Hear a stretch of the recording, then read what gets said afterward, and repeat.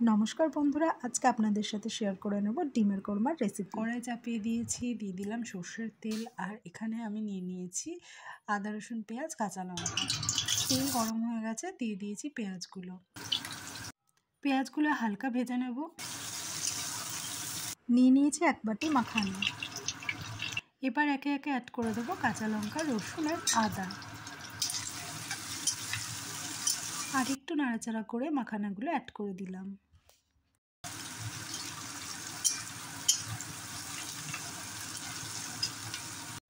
এখন দেব জল।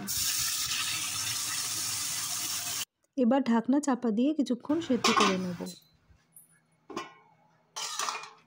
এগুলো একটু ঠান্ডা করে তারপরে পেস্ট করে নেব। বাকি রান্না করার জন্য কড়াই ঢেলে নেব ঘি। মশলার পেস্টটা এবার অ্যাড করে দেবো।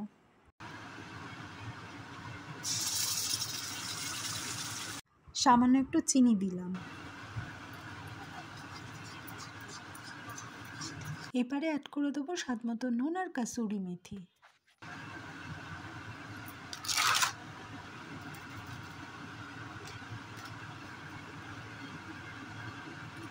সব কিছু খুব ভালোভাবে মিশিয়ে নেব। মশলা থেকে ঘি রিলিজ হয়ে গেছে, জল দিয়ে দিলাম।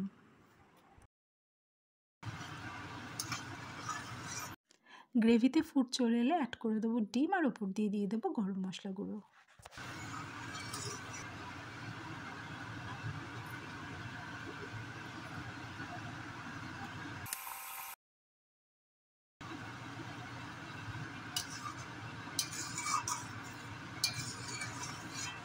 কিছুক্ষণ ঢাকনা চাপা দিয়ে ফুটিয়ে নেব।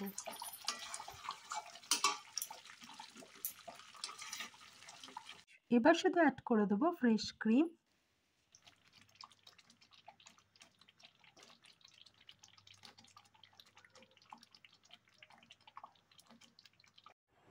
ক্রিমটা খুব ভালোভাবে মিশিয়ে নিলাম, আর ব্যাস রেডি হয়ে গেছে ডিমের কোরমা।